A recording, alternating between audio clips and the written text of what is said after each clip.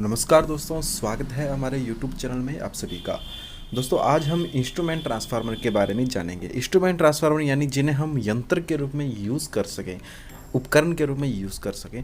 तो दोस्तों instrument transformer के अंदर दो प्रकार के ट्रांसफार्मर आते हैं, करंट ट्रांसफार्मर और पोटेंशियल ट्रांसफार्मर, यानी कि शॉर्ट में कहूँ तो CT एंड PT। तो आज हम CT और PT के बारे में जानेंगे, कैसे वर्क करती है, कैसे इनका कनेक्शन किया जाता है और सब कुछ प्रैक्टिकली हम समझेंगे। तो चलिए वीडियो को स्टार्ट करते हैं।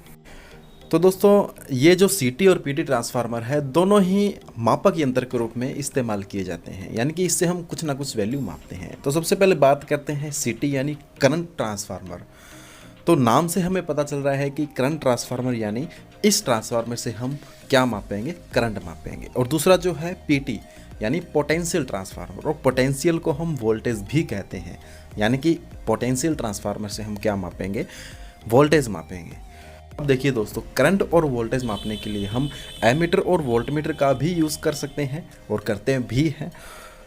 परंतु दोस्तों जितनी भी हाई टेंशन लाइन होती है, हाई वोल्टेज लाइन होती है, उसमें हम डायरेक्टली किसी मीटर का यूज़ नहीं कर सकते।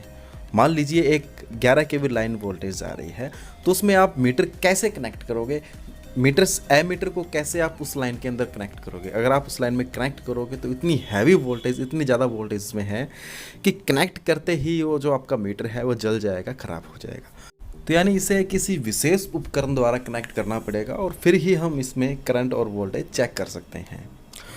तो ये जो विशेष उपकरण है हमारे CT और PT है, इनके द्वारा हम हैवी एम्पियर चेक कर सकते हैं, हैवी वोल्टेज चेक कर सकते हैं। मोस्टली इसका जो यूज़ है जितने भी हमारे GSS है उनमें किया जाता है। कितनी लाइव करंट है, कितनी वोल्टेज है, इन सबको चेक करने के लिए। तो आइए CT के बारे में विस्तार से जान लेते हैं।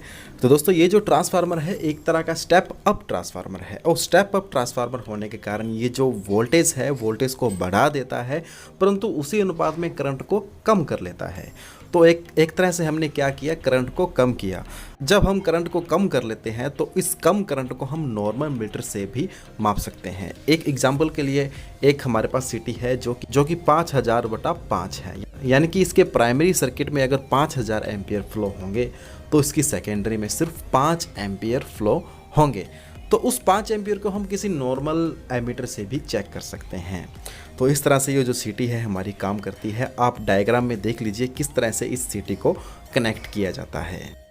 इसकी जो सेकेंडरी वाइंडिंग है उसे शॉर्ट करके रखा जाता है, क्योंकि जो सेकेंडरी वाइंडिंग में जो वोल्टेज है वो बहुत ज़्यादा होते हैं, जिसके कारण हमारी जो CT है वो डैमेज हो सकती है। जब हमें करंट चेक करना होता है तभी हम इस स्विच को ओपन करते हैं, अन्यथा ये क्लोज ही रहती है।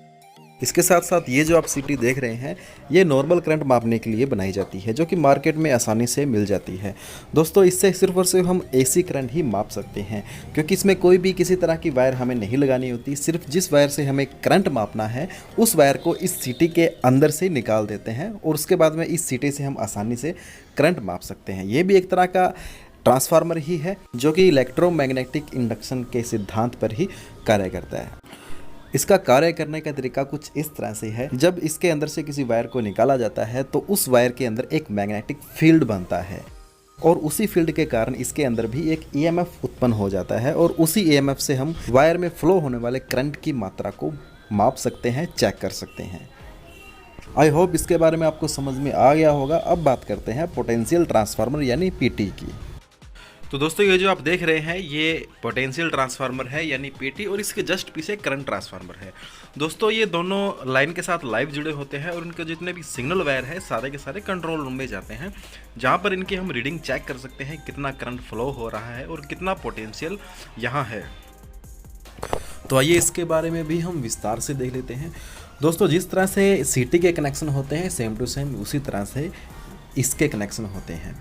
दोस्तों ये एक प्रकार का स्टेप डाउन प्रकार का ट्रांसफार्मर है, जो कि अगर हम इसे हाई वोल्टेज पर लगाते हैं तो ये उस हाई वोल्टेज को बहुत ज़्यादा कम कर देता है, और हम उस कम वोल्टेज को आसानी से किसी मल्टीमीटर या फिर किसी वोल्ट मीटर द्वारा माप सकते हैं। आप लोग डायग्राम में देख लीजिए किस तरह से इसका कनेक्शन होता है। ये बिल्कुल सिंपल सा है, और इसकी जो रेटिंग है वो 1000/110 हो सकती है, 10,000/110 हो सकती है, कितनी भी हो सकती है, बट ये 110 की रेटिंग में आता है। एग्जांपल लेते हैं, मान लेते हैं कि एक लाइन के अंदर 1000 वोल्टेज फ्लो हो रहा है और ये जो हमारा पीटी है वो 1000/110 है, तो उस टाइम ये 110 वोल्टेज हमें शो करेगा, जिसका मतलब है कि लाइन के अंदर 1000 वोल्टेज फ्लो हो रहा है।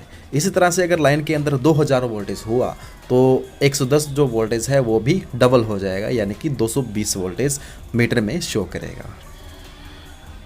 दोस्तों इसके अलावा एक और कंबाइंड यूनिट भी होती है जिसके अंदर करंट ट्रांसफार्मर और पोटेंशियल ट्रांसफार्मर दोनों ही होते हैं। उसके बारे में अपने नेक्स्ट वीडियो में बात करेंगे, इसी का सेकंड पार्ट आएगा। तो दोस्तों आज की वीडियो सिर्फ इतनी ही थी, उम्मीद करता हूँ आप सभी को बहुत अच्छी लगी होगी। अगर आपको वीडियो अच्छी लगी हो तो आप इस वीडियो को लाइक कर दीजिए और एक प्यारा सा कमेंट कर दीजिए। और अगर आप इस चैनल पर नए हैं तो हमारे चैनल को सब्सक्राइब कर लीजिए, क्योंकि मैं इस चैनल पर ऐसी ही प्रैक्टिकल नॉलेज आपको देता हूँ। तो चलिए दोस्तों नेक्स्ट वीडियो में मिलेंगे, तब तक के लिए जय हिंद जय भारत।